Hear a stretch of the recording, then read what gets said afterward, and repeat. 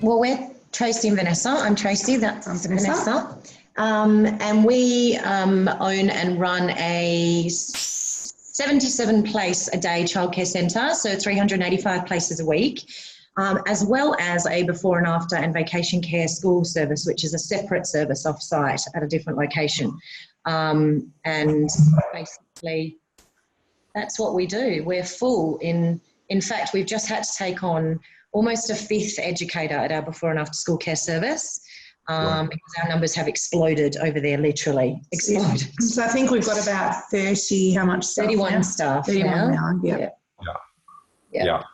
Okay, so that's interesting. So you run a 77 place a day childcare centre. You're Tracy, you're Vanessa, and the after school care or the after vacay care has just exploded, which was pretty much the same for the actual childcare centre itself. So this is what I want to dive into a little bit around, like how you guys have done it, because there is a ton of childcare centres out there. There's a lot, all right, and we're going to dive into how you guys have done that. Before we do though, let's wind it back a little bit. Let's wind it back to just before you guys started the childcare centre, because I think that this is really, I think it's really important to share with the people that are watching this today. Like, what was life like for you guys back then, just before you started? What was going on?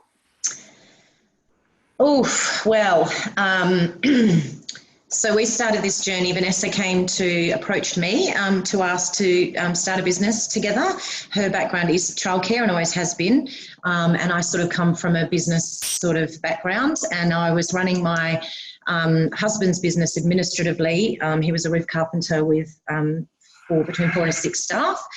And so we started the process, we started the build, and then 3 months before we were due to open, 5 days before Christmas, 20th of December 2014, my husband had an accident and passed away very unexpectedly. So I had 3 children. Vanessa had 1 baby at the time, and we were 3 months away from opening a very big business for us. So that was sort of, what was going on at the time. So it wasn't what we expected at all. It was, my husband was very excited about this. This was going to be the 4 of us, my husband, me, Vanessa, her husband, who's also my brother, because Vanessa and I are sister-in-laws, for those that don't know. She's married to my brother. So it was, going to be a very different thing to what it was, and the circumstances under which we opened were nothing less than traumatic. And I could imagine too. Thanks so much for sharing that. I felt important to share with the guys, because it's very easy sometimes to allow our challenges or adversity to get the better of us. Right? And here you guys are. Life's a dream in somewhat, about to open up this business, and 3 months out had this tragic accident. It would have been very easy for you to just toss it in, like it's too hard.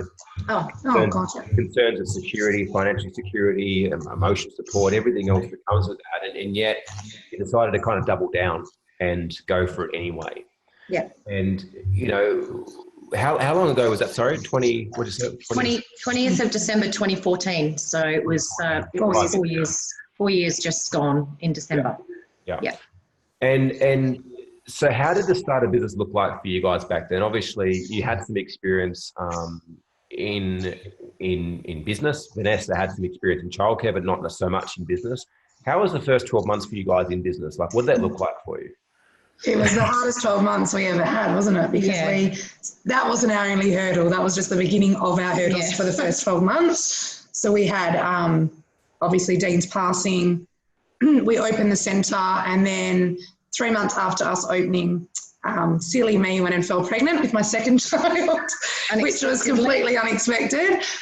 So we sort of had to juggle not only what we were going through with Tracy losing her husband and all of that, and the dynamics of the business completely changing to how we had originally set it out to be.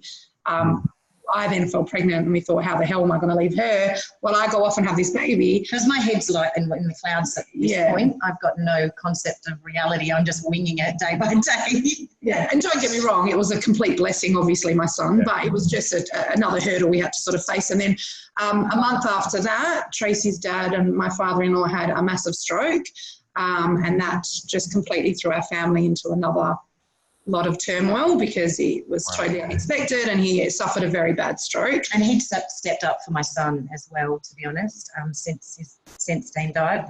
From Dean dying, he'd stepped up, and so that was that was another massive thing. Almost like a loss really again, as lucky as we were for him to still be alive. It was their lives have never been the same again. So that happened, and then a couple of months after that, we got dealt with our assessment and rating letter to say that we were, usually when a business in childcare opens, when a centre opens, you get a accreditation letter within probably the first year or so. We got ours within the first 6 months, which we've since found out was a bit of a glitch in their system. However, the letter got sent to us and we had to follow the rules and we had to do our accreditation. And that happened at the end of our first year, really. Within the first year. Before. So that was the October or November. We'd opened the April and everything that I just said took place up until sort of November. Yeah. So we winged that too, really. Yeah. And we passed that with flying colours. We got meeting in all areas. Yeah, which was a fantastic rating. Again, we blew our expectations, and credit to the staff we had on board at the time.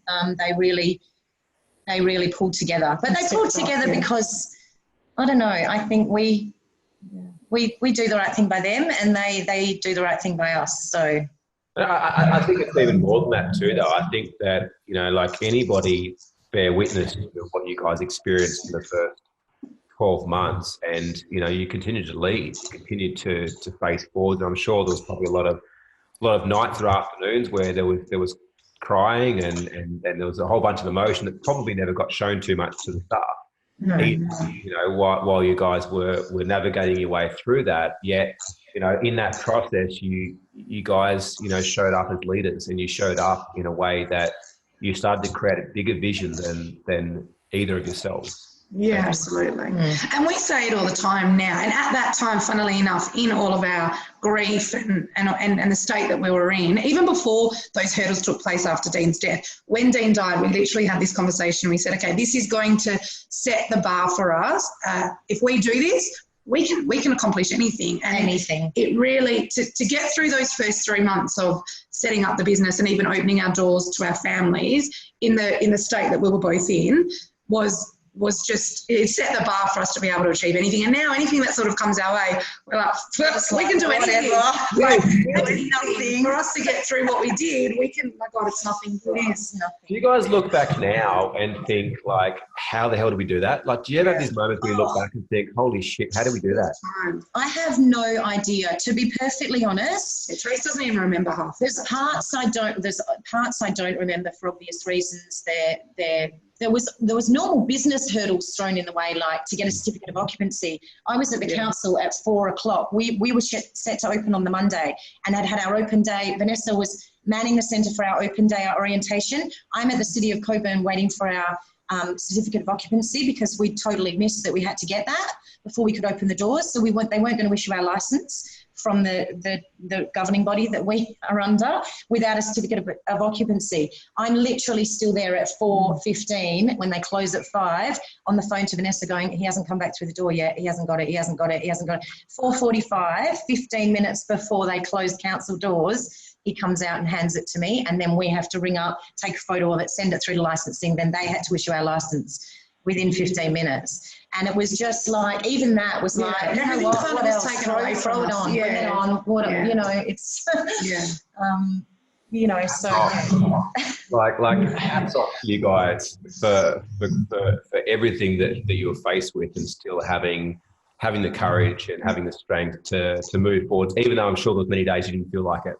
Huge amount of days. And look, we were present. It was a go forward or give up. Yeah. They were the two choices. It was move forward or give up. To me, We never spoke about giving up. We never spoke about giving up. Yeah, we just were like, it was a given. We were taking some time off. It was more about how much time are we taking off, so I could get my children through it. It was, you know, all of that, obviously. But it was about really how much time are we going to put this off without trying to disappoint. Because remember, we started, well, you won't know, but we put a sign up. We had 170 families on our waiting list to open with before we even opened the doors. We put a sign up, I have my mobile number on it. We had people registering daily on the Facebook page. We'd set all that up. So we didn't want to disappoint these families. These families had given a start date to their work to say, oh, you know, this centre's opening in, what month were we meant to open? We were meant to open in Feb. We opened in April. In April, yeah. And they were due to, you know, we were due to open in February. So they had start dates for their work to go back. They had, you know, plans relying on us. So we just couldn't give up on them. So, but it was more about how much are we going to push this back. It was never really about are we giving up or not, because we just wasn't an option. It wasn't an option. It wasn't an option for respect of my husband, for respect of her dream, my need to earn a wage, to earn money to put food on the table, because I'm now the sole provider of my family. It was just. And the families that we were so excited about this, and I couldn't have imagined just killing it. I just couldn't have. It just wasn't an option. Yeah. Incredible. Just FYI too, at any stage you guys on the chat want to ask questions, just chuck in the chat box, just share your thoughts as we go through, and I'll be sure to obviously relay it. So fast forward a couple of years to prior, before you guys joined the Game Changers. Like I still very much remember the first and the second call that I had with you ladies. Prior to joining the Game Changers, like where were you guys at? Because I think you were actually referred in by a client of ours at the time. Yeah. Where were you guys at in business though? Like what was happening for you back then? Can you remember?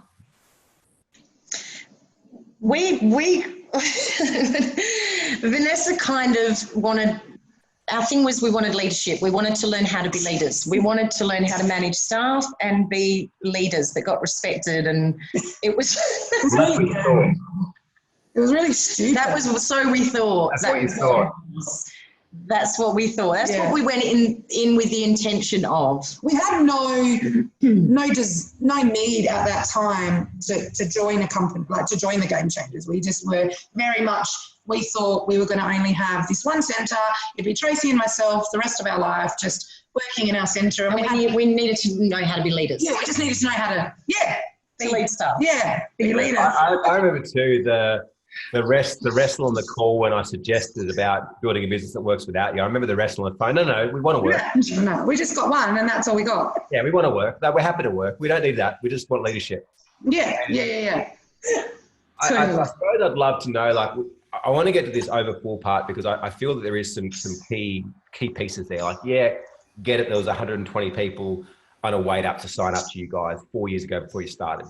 But you haven't stopped there. Like, you guys have been overfull ever since you've opened. We've still got kind of that amount waiting to get into us, you know what I mean? Right. So there is something greater there than supply and demand, which we're gonna touch on in a moment. Before we do, like what have been some of the key things that you've since realised that you maybe needed but didn't know that you needed? Or what have been some of the things that have been the biggest game changers per se for you guys since starting that? Now, obviously, there has been definitely some leadership work that's been worked on, but I'd love to kind of like dig in a little bit more to what do you guys feel have been some of the key pivotal moments, and what are the lessons you can share with the people on the call and watching this today? To be honest, for me, and this was always in part a part of me, but it's been more prevalent since joining the Game Changers. And I think I speak for Vanessa when I say it's probably more of a thing for her. It's more for me about you're in a game, and when you make the changes that you need to make within yourself, it's then your external world catches up. So for me, it's about learning who I was. So I was obviously, and I'm still in the process of growth and becoming, I was obviously with my husband for 20 years. So you become a certain person during that time. And obviously as you get older and you get one child, then two children, then three children, and that changes you as well. But it's more about, I guess, working on me for the first time and Vanessa working on her for the first time, and then figuring out how highlighting what things in our business that needed to be worked on in order for us to grow. We had no clue that we could be bigger than we currently are. No clue. We hadn't even thought about that. And it's opened up our world to, you know what, we are doing something right. We are doing a good thing for the industry and we can have a real impact here.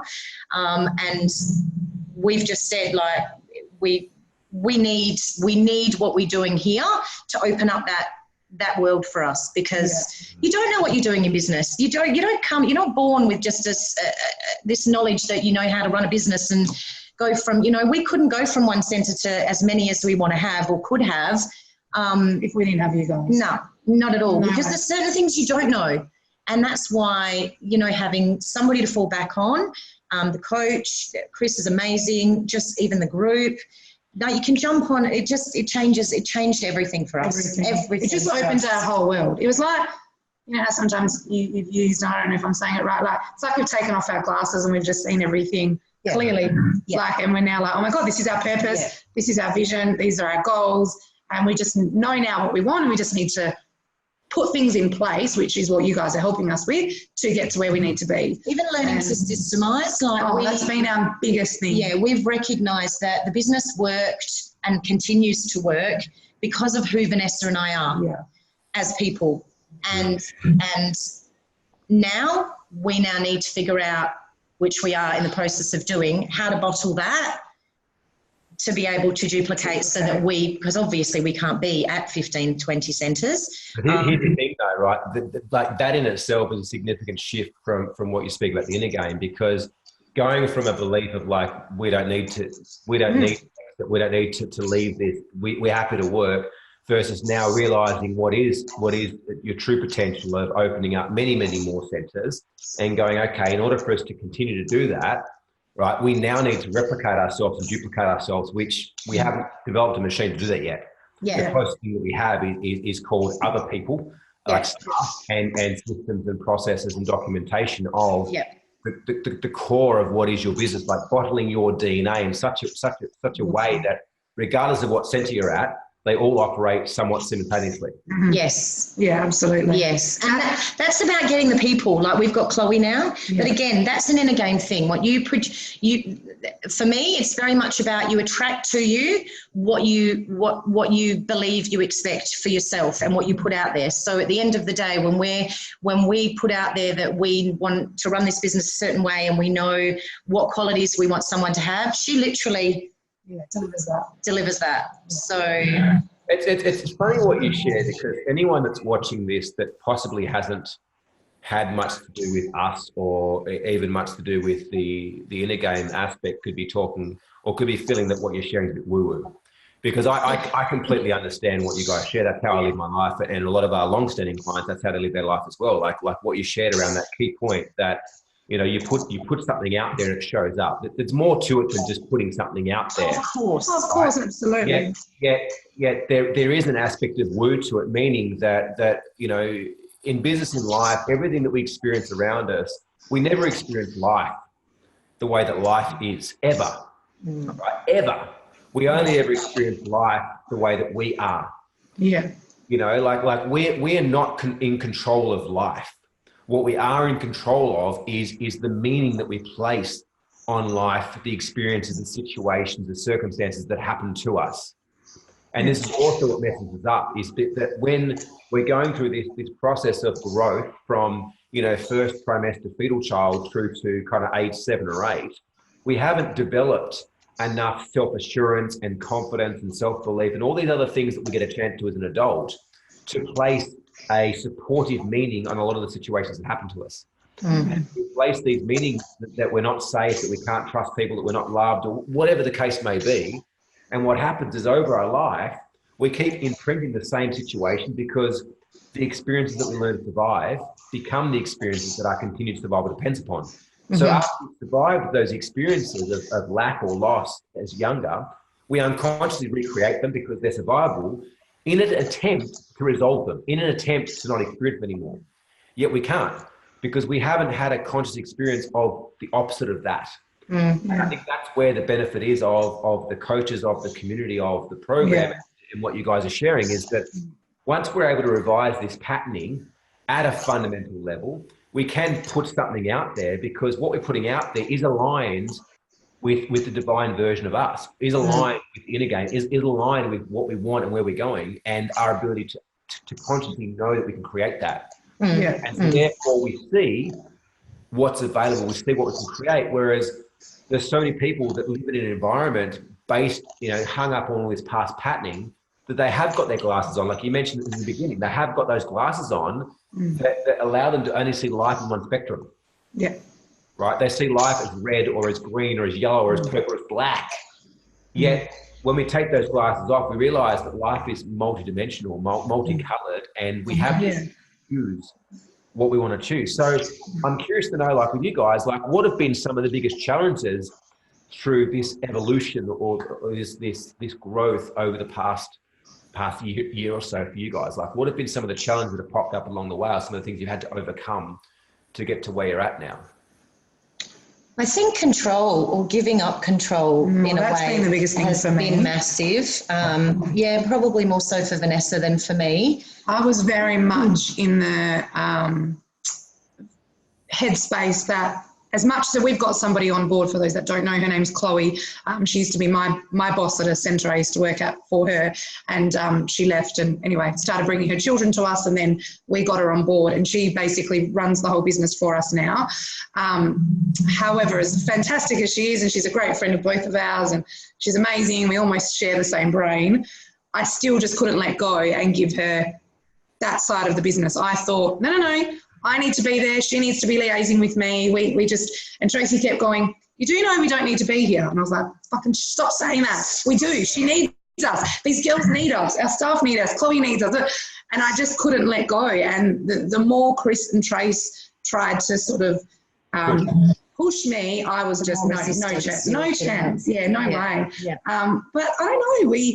It was taking that moment to have a day working on the business, out of the business, working on the business, that we actually, I think, saw what we were capable of and what we could achieve. We are capable of so much more. Let the poor girl be and do what she does best and run our business for us while we focus on implementing the things Here's what I reckon is the best thing to do. And when I was doing a lot of one-on-one coaching myself, was something I used to suggest to my clients, is that 6 to 9 month mark when you're in, and when things are actually starting to operate. And what I mean by operate is that often people's business is a representation of like a sticky tape together cardboard box. Like everything's just a bit fragile. And if you move it too much, it kind of like falls apart and breaks. So after you get in and get those foundations set up and get some things operating and starting to be kind of a bit more efficient, is to actually just take off. Like to actually walk away from your business for a week, 2 weeks, a month, as much as you're willing to risk to notice what breaks. Because I think that when things break in business, it's actually the best thing that could happen to us. Because often when things are not breaking, we're not aware of what needs work or where we need to focus. It's like if everything's kind of working, it's like, what do we do? Whereas when things break, it allows you to understand, okay, there's the weakness of the business. That's what I need to focus on right now, and start to focus your efforts on resolving that or fixing that or transforming. Yeah. And I was very stuck in the headspace that it was going to be a bad thing, us letting go and us stepping out. I did not see any positives in it whatsoever until... And it was a very slow process. And now I'm like, sometimes I message her, I'm like, we so don't even need to go in today. But we obviously still enjoy it, and we do. But it was really small steps initially until I could see, oh my God, how much we could achieve and how much it was a positive by us stepping out and giving Chloe that time. She was also very confused with her role. She didn't know her place because I was just hovering over her every day because I was so scared of letting go. So I think, for me anyway, that was the biggest hurdle. Isn't that incredible though, to note that like what gets you to $1 million in business will kill you getting to 10 million. Like the behaviors, the traits, the attitudes, the systems, the processes, the way of thinking, everything that you need to grow your business to $1 million, it will actually kill your business getting to $10 million. And this is the thing that I find fascinating about business is that people go in and wonder, like so many businesses like levitate, they hit this glass ceiling because they're like, well, this is what I've always done. This got me to $1 million or 1.5 or 1.8 or 2 million. Yeah, it's only like we have to change our strategy. Like being a control freak in the beginning is great because you care about your product, your service, you care about delivering to your clients.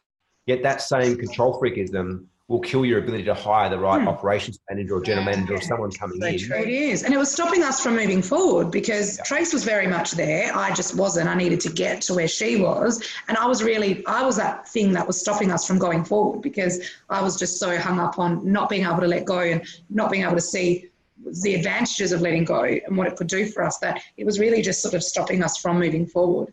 The minute that kind of barrier came down for me, like, and Chris often laughs now on our calls and he's like, look at you go. I'm like, yeah, we don't even need to be here. Because we just need to look for another centre now. Yeah. We just need to do that. It really shifted things for us and it just, it was that, so that was probably the biggest hurdle for me, I think. And an incredible feeling to like sit back and see what you've created, to sit back and see this thing, this system that's operating and working as you'd like it to be, or pretty close to, without you physically having to be the ones doing it. That's it. Yeah. Okay, so let's change a gear now, and as we're doing that, guys, let us know in the chat, like, what are you getting from this? What's been your biggest takeaway so far? Are these ladies incredible or what? Just jump in, let us know what you're getting so far, and then I'd like to shift the gear and speak about this. Like we've kind of spoke a bit about the getting over yourself and getting paid part, you know, through the triumphs and tribulations you've been through. I want to kind of talk about the overfull part now, because I've certainly observed a lot since first meeting you guys and seeing your journey to where you are now. And I'd be really interested to understand your take as well around, you know, what do you think, if you could define to one thing, and you can have one thing each, although knowing you ladies are probably the same thing. One thing, if you could define one thing, one key ingredient that you believe has put you in a position where you guys have consistently been overfull with a huge waiting list, what is it? You can say it. I think passion for me. Passion. Yeah, I would say who we are as people, and we've said this recently, I think that's what has got us to where we are. Hey, don't you think? Well, that's definitely got us to where we are, but who we are as people is passionate, and therefore we've my belief is we've basically done everything, and every decision we make and every decision we've made, which my belief is what keeps families coming back to us and recommending us, and more families wanting to get into us, is that we do everything with our product is children, and we do everything with them at the forefront of our minds. So every decision that we make, everything we implement, every resource we buy, all the thought that goes into that, we have our educators chime in with, we give them a broad spectrum as far as what they can put, their wish list is for their room, and we don't run on no budgets and all of that, because we feel that that's what they need. If that's what they need to provide service, then we're providing an awesome service, and that will keep us in business.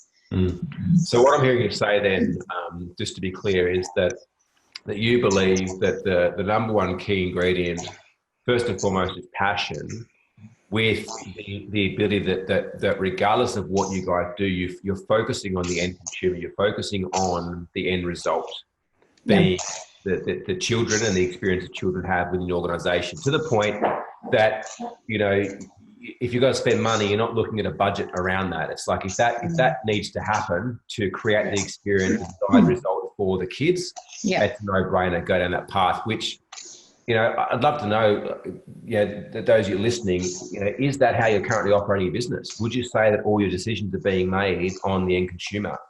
Would you say that all your decisions are being made for, you know, what's best for your end client? just type yes or no in the chat box, because I see that a lot of business owners is that they are, focused on the money. And often the ones that are hardcore focused, like there has to be an intention on the money. Like we're in business to make money. Without a doubt, you have to be managing your money.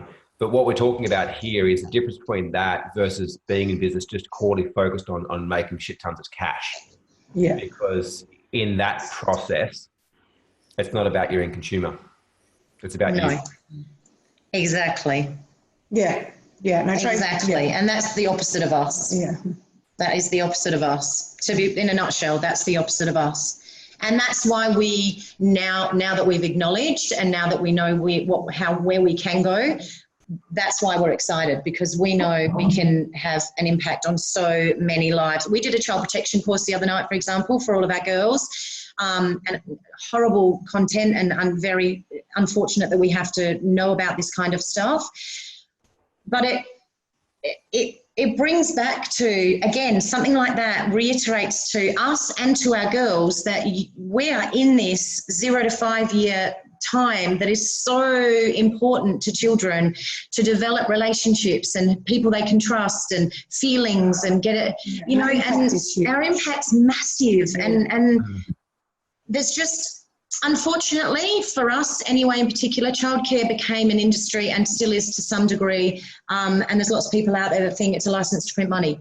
And it's done right, you will make money. Yeah. That's not, however, what our business is very profitable.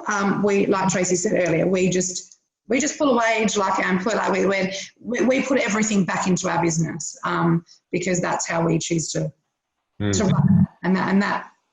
Yeah, that's so if someone's watching or listening to this right now that maybe isn't in the same situation, maybe they're struggling to get clients, whatever the business is, or get to the level they're at, then they're kind of like, oh well, this is easy for you girls. Like you've got a waiting list of 120, and blah blah blah blah. Like what would your advice be? Because from my perspective, it's not a matter of whether you've got clients waiting to work with you or not. It's a mindset. It's all starting with the stance that you're having. So what would your advice be to someone who might be there going, well, all well and good for you to say, but how do I do it for my business? How do I show up that way for my business? I think you've got to take it back to, really strip it back to asking yourself how you can help. Because when you strip it back to how you can help, then you look at things differently. It's not about how can I make money. It's not about how can I get bigger. It's not about, it's how can I help. Because we think of everything, like Tracy said, we put the children at the forefront of our minds with a lot of our decisions, but then we also think about our families and how they would feel about things, being parents and bringing their children to us and how that's going to impact them. We then also think about our staff, and we put so much thought into every decision we make because of all those three factors. We look at everything and how we're going to impact and everybody that we deal with. And so we don't just sort of think about us. If anything, we're the last people that sort of come into the picture, aren't we? Yeah, but we get the benefit. Oh, absolutely. Yeah, we get that way. Yeah, 100%. Yeah. But we never do anything like you just said because it's going to make us more money. Yeah. Because we're providing an opportunity for our community, for our families, for the children in that community, and that's why we do it. We don't, yeah. I think that if you've got staff, like for rule of thumb, this is the way that I said that if you've got staff, if you look after your staff will look after your clients, and your clients will look after you as the business owner. Yeah. If you haven't got staff, just remove them from the equation, look after your clients, and your clients will look after you. And I don't mean like looking after your clients is not offering a discount, right? Or throwing in 10 bonuses, because that's actually devaluing the service that you're offering the clients and not looking after them. Yeah. To popular belief, looking after your clients is charging the right price for the value, the quality of service or product that you're offering them. And in turn, you'll attract the right clients that will look after you. Yeah.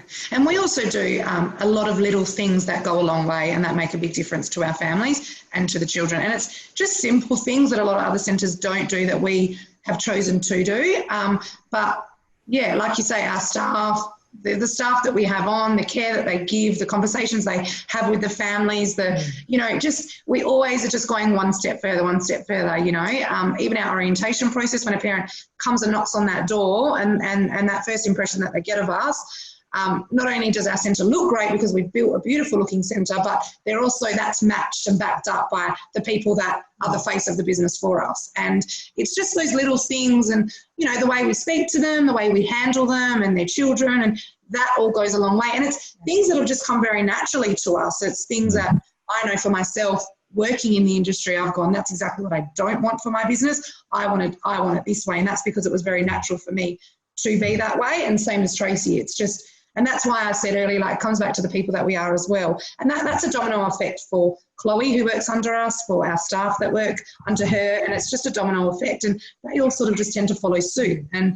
It's being able to stay throughout our whole centre. It's not just you meet us and we're great and we're lovely, but then the care that your child's given is crap. Yeah. It's really consistent throughout the whole centre. Yeah, it's consistency. That's the biggest thing. Which is that bottling of the DNA we spoke about before. And the question that I've got is an interesting one. A lot of people struggle to be in business with partners, right? Whether that's their significant other, whether that's just a business partner, whether that's a family member. And you guys have done it very well. And I've been on the phone when there's been bickering going on. I've been in the room when you've told each other to shut the F up. I've witnessed those, yet you guys keep showing up and have a truckload of fun. And, equally too, your relationship you have with each other is representation to the business you're growing. Like if you guys were not in a good space with each other, it'd be showing up in your business. That's just absolutely. Yeah. What tips or advice do you have, or what do you guys do to foster that incredible relationship, the working relationship that you guys have? Because I can see there's a few people on the call that are in relationship with partners and stuff. Like, what's the key to success there? I think for us, and I don't know, Tracy, I think for us is we wholeheartedly and genuinely understand one another, and we make an effort to understand who the other person is and what dynamic they bring to the business, and how we really complement one another. Like Tracy said, she's the business side of it and I'm the childcare side of it. But not only that, like I'm the hot-headed one and she's the calm one, and we are able to sort of bring each other. We make our opposites work. Yeah. We don't fight against, and obviously, like you said, they come into play sometimes where we do butt heads, and absolutely that happens with us. But we are both so respectful, and we really come from a place, and it sounds silly, but we come from a place of love, and I think that just shows through our communication with one another. Any obstacle we face together with one another, we strip it back and we go, okay, hang on a second. This is not about us. This is about us facing the problem. The problem is not us. The problem is the problem. This is us versus the problem. And it's it's like a relationship or a marriage to a degree, that you team. Yeah. As much as she'd love to live with me, I know that. She just keeps quiet on that. It's very much like that. You have to be respectful in the sense that, and work as a team. So it becomes less about your ego and less about who's right and who's wrong and it's about when you come together and you have this common goal and common vision, it's keeping that at the forefront of your mind, as well as having respect for each other. Because without that, you don't, and I always said to Vanessa from the beginning of this, before my husband passed away, I said, our relationship comes first. Obviously, some people aren't in business with family. People think we're nuts. They I don't even like my sister-in-law. How the hell are you two? They think we're crazy, but I came forward to Vanessa and said, our relationship comes first. If we get to a point where we cannot work together, because we didn't know, before we went into business, we didn't know whether we could or not work together. So if we actually get to the point where we can't work together, our relationship comes first. One of us steps out, or it's a silent partner or whatever. And I was willing to do that because it was her dream. But it never got to that point because we just share the same vision. And I think once you've got the same vision and you know that any obstacle you face, you're facing together to get over the hurdle. Yes. It's not a separate thing. And don't get me wrong, like I said, we both 100% butt heads, like often. All right, calm down. No, but we do often. We come up and we don't always, like I said, we just strip it back. And I will say as well, I think for me, Tracy was doing a lot of work on herself prior to Dean passing and prior to the business opening. I never had, and I was not ever under the illusion that I didn't need to, but yeah, I probably thought I didn't really need to.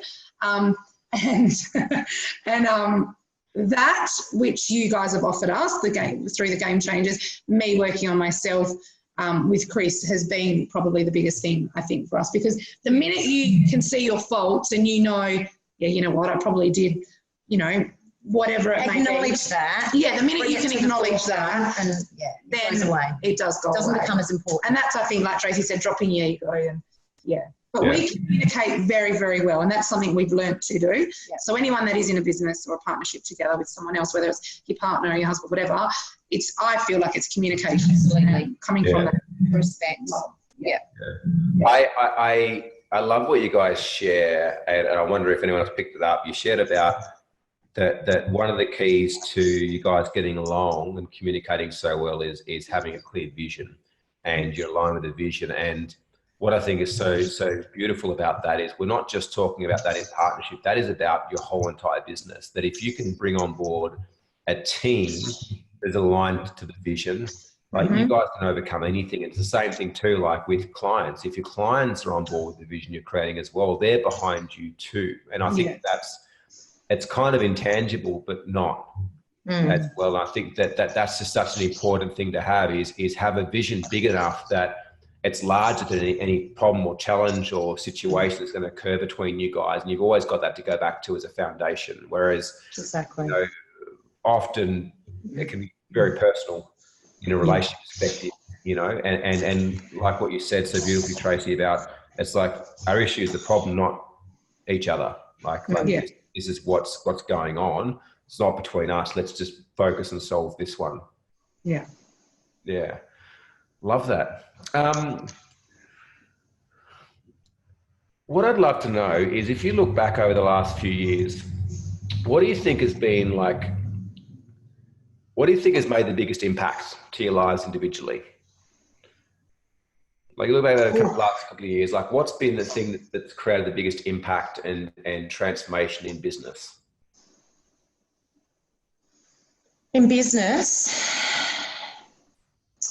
I would say, I know I kind of just said it, but for me, it's been working on myself because I saw things so very differently prior to me starting this journey with you guys. I saw that, and it was evident in my first call with you when I wanted leadership, because I was very much about, no, I'm the boss and I deserve to have that respect. And it didn't matter how I treated people, I'm your boss, so you give me that respect. And I wanted people to be scared of me, and because I was their boss.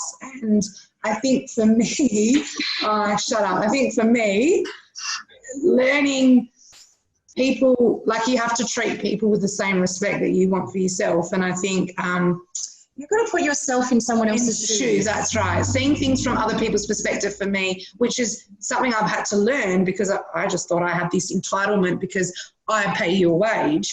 That's been really big for me because now I think I come from a place of understanding, and it's a different. I look at things differently with the girls that work for us, and I look at things differently with how we run our business because. It wasn't a good headspace to be in thinking the way I was. So for me, going within myself and seeing all these things that I needed just to tweak, and there hasn't been massive changes, but it's been enough to make a big difference, for myself. So I think for me, that's been the biggest thing. Yeah. I think for me, it's probably been watching me be really good and change. Yeah. Vanessa's just motivated me the whole way. I don't know what I would have done without her at all. Anyway, back to me. No, I think it's probably been a little bit of, it's funny because I think when I look at the two of us from the outside looking in, I think Vanessa needed a bit more of what I had, and I needed a bit more of what Vanessa had because I was too much the other way. I was whatever. She was very you need a day off, and I probably would have sent her a day off and then gone, oh shit, we've got no staff. Yeah. Like, we have to close for the day. Whereas she's like, no, you can't. They shouldn't deserve it. Rah, rah. So I think her softening and me realising that you have to put your business hat on sometimes, and you can still do that and be a really great person, and you can still do that with softness, and I wasn't going to lose my softness by doing that. I think that's what it was for me. So I think we needed to merge a little bit of each other's qualities that we didn't like, but so I've become nicer and she's become bitchier, so it's good. It's exactly what we needed. And I'm sure every full moon it changes over. I sit out and howl. I bark. Oh, you guys are awesome. You guys are awesome. What's the the plans coming together for the next intensive? I'm interested. Yeah, it's going to be incredible. Good. Yeah. Good. Very special guest on day one. Good buddy of mine. I don't think it's going to blow over on a day. It's the theme's delivery. Awesome. How we improve the delivery of our product or service. So that's day one. And then day two, obviously, we've got a mixture of a bit of marketing stuff, a bit of systems stuff, a bit of mindset stuff. Cool. It's going to be fun. Very Marnie good. says, what would you say that to new clients coming on board to focus on first? It's a good question. So new clients coming on board first, what would you say to focus on? For them to focus on? Yeah. For the client? Yeah. Probably the thing that in our industry anyway, the thing that I think parents struggle with childcare is giving up, not control, but giving that control of them looking up, someone else looking after their child. I think that's obviously it's a massive thing for any parent. So I think what I most want to get through to parents is that we know what we're doing. Like, you have to trust us. We know what we're doing. We put a lot of time and care and effort into hiring the right people that will love your child, and they truly do. Our girls are amazing with the kids that they are like their own. They really are. They love them like their own. And I think once you get through to the parent that you need to trust us with that, give us a chance and trust us and let us show you that, it doesn't take long. They like, oh my God, I can't believe my child doesn't want to come home. I can't believe, like, they want to pick up another day. We got a friend of someone Vanessa knows through her daughter's school now comes to us, and she was like, she texted her and said, I've just dropped her off for her first day, and there was no crying, there was no tears. You have to ring me and tell me if everything's okay, if there's a breakdown after I leave, and because parents expect that. And so my biggest thing is trust us. Like, we're in business doing what we're doing for a reason, and we know how to do it well. Yeah, love that. Marnie wants to know specifically a question on the game changers. So he said, what is it you were getting from the game changers that you didn't think you would get or you weren't looking for? Okay, we weren't looking for a business coach. We weren't. No, we weren't. But he means specifically. Okay, we weren't looking for. We didn't think. We weren't looking to get any bigger. We weren't looking to go any further. So growth. We weren't aware there was growth, the possibility of growth involved. We weren't looking for that. That did not enter our heads at all. Yeah. So that's been the biggest thing for me. I honest to God thought it was going to be us. Systemization has been huge for us. We had no idea we needed to do any of that stuff. Yeah. At all. Yeah. At all. No. So that's been huge. No. Yeah. Yeah. It was just, you do what you do, I do what I do. Yeah. And and it's funny because neither of us have ever really learned what the other one does. Because I just do my thing and she just does her thing. Which now we're really coming together with systemization. Yeah, and the systemization which is good if one of us drops off the planet. Stop. So it's good because we had no idea that it even existed. Yeah. Yeah. So I think it's the possibility of growth. I think it's getting people to realise what is possible. Yeah. With just having a business coach, what it opens your eyes up to. I think that's been the biggest thing for me. I honest to God thought that this was just in order to put food on the table for my kids. Or it was going to be an extra income for me and my husband because he had his business. It was just going to be an extra income. I was going to just work. Yeah. I didn't think about, right, what's focused on your passion, okay, where can that go? And what, huge.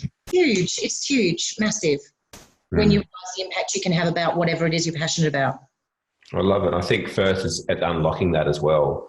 I think unlocking, absolutely, because not every business actually needs to nor wants to grow. No, they might come in with a belief to grow, but then they realise that what they actually want is a hobby business. And I suppose the key is kind of unlocking whatever that is for the individual business owner outside of the perception of the social norms and the peer pressure is going, okay, what is it actually that's aligned with you and your heart? Yeah. And your being, and now let's get together and create that. Yeah, definitely. It's having someone to fall back on as well, I think. It's given me so much confidence knowing that I can at any time jump on and ask a question, or there's something I'm not sure of, or get other opinions from people in the group. And it's having that. Like, that's huge when you're in business. Absolutely massive. Because you don't have anyone else to go to. I don't know anyone that owns a business that that I could go to and ask. And if I did, I don't know if I'd feel comfortable, because I'm kind of, going there with what's going on or whatever. So I think having like-minded or other business owners, as well as a company of experts that, have all got their area of expertise that you can go to is huge. The support factor is massive. Awesome. Ladies, thank you so much for your time and agreeing to come on and share your journey and your wisdom and your knowledge and your experience with the guys on this call. Thanks, everyone. Thank you.